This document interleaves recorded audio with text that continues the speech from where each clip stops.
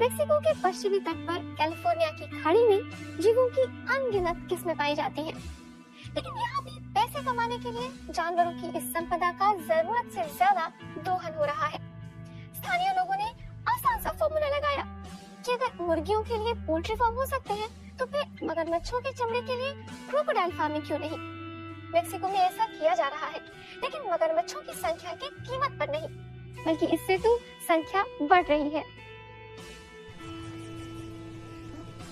इनकी चमड़ी के न सिर्फ चर्चे हैं बल्कि बड़ी मांग भी है। लग्जरी फैशन बाजार में मगरमच्छ की खाल से बने जूते और बैग ऊंची कीमतों पर बिकते हैं। औपचारिक रूप से मगरमच्छों के शिकार पर 1975 से ही रोक लगी है। मेक्सिको के सिनेलोआ प्रांत में इस मगरमच्छ फार्म में मगरमच्छों को ब्रीड किया जाता है, बेचने के लिए और प्राकृतिक मगरमच्छों की तादाद बढ़ाने के लिए, क्योंकि ये प्रजाति विलुप्त होने के खतरे में है। एक मगरमच्छ की खाल की कीमत 500 यूरो है। हम यहाँ एक फायदेमंद प्रोजेक्ट पर काम कर रहे हैं। इससे हमारी आमदनी होगी। हमें मगरमच्छों के व्यवसायिक कारोबार के लिए लाइसेंस मिला है। जर्मनी की अंतर्राष्ट्रीय संस्था पता करना चाहती है कि कौन से प्रोजेक्ट पशुओं और पेड़ पौधों की प्रजातियों की स्थायी तौर पर रक्षा करते हैं। अच्छी बात है कि यहाँ मकसद सिर्फ कमाई नहीं है। यहाँ के ब्रीडर मगरमच्छों को तब बेच सकते हैं जब उन्होंने पर्याप्त पशुओं को पानी में छोड़ा हो। तब तक मेक्सिको का पर्यावरण संरक्षण आयोग इसे वित्तीय मदद दे रहा है।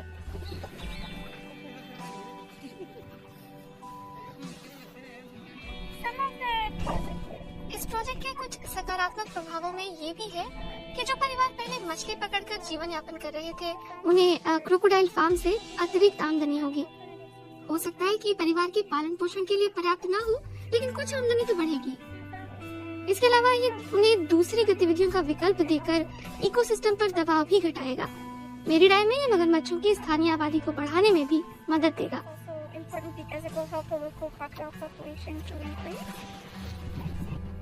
हालात का अंदाजा इस बात से होता है कि पर्यावरण संरक्षण आयोग ने कैलिफोर्निया की खाड़ी से जुड़ी नहरों में सिर्फ 120 जीवित मगरमच्छ गिने हैं। इन पशुओं को प्रजनन के लायक होने में 10 साल लगते हैं। नए मगरमच्छों के पैदा होने में अभी वक्त लगेगा। इस इलाके के मछुआरों को मगरमच्छों से डर लगता है, लेकिन वे इकोसिस्टम में अहम भूमिका निभाते हैं।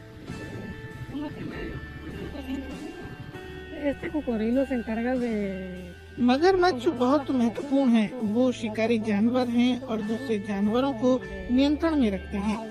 वो शिकार पर निकलते हैं और खासकर बीमार पशुओं को खाते हैं। इस तरह से उनकी वजह से पक्षी, कीड़े मकोड़े और मछलियाँ स्वस्थ रहती हैं, क्योंकि इकोसिस्टम में सिर्फ स्वस्थ जानवर ही जी सकते हैं।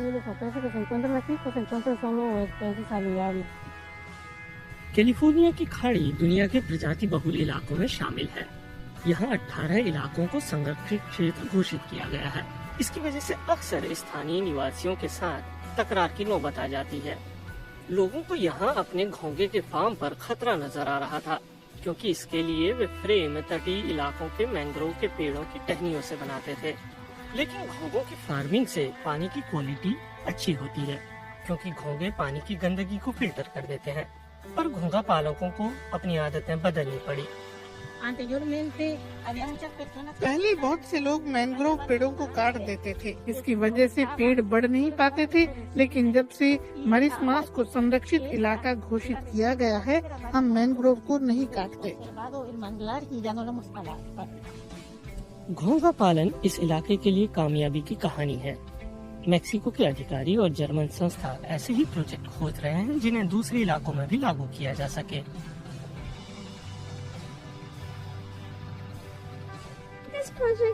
ये प्रोजेक्ट इस बात की मिसाल है कि दलदली इलाकों में ऐसा क्या किया जा सकता है जिसका उस पर नकारात्मक असर ना हो। इसलिए हमने इस मिसाल को बियोमार प्रोग्राम में शामिल किया। दानियल रियोस ओल्मेदा इलाके के सबसे पुराने संरक्षण प्रोजेक्ट के प्रमुख हैं। वे 41 साल से कछुओं को बचाने की कोशिश कर रहे हैं ताकि उन्हें खत्म होने से बचाया जा सके।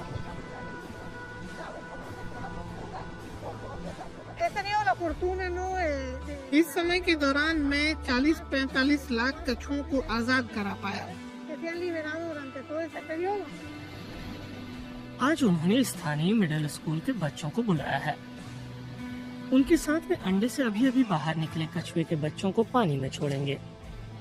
छोटे कछुए अपने आप समुद्र की ओर निकल पड़ते हैं। बच्चों को संरक्षण की शिक्षा देने का लाभ ये है कि अब वे अपने पिता से कहते हैं कि नहीं पापा, आपको उन्हें नहीं पकड़ना चाहिए।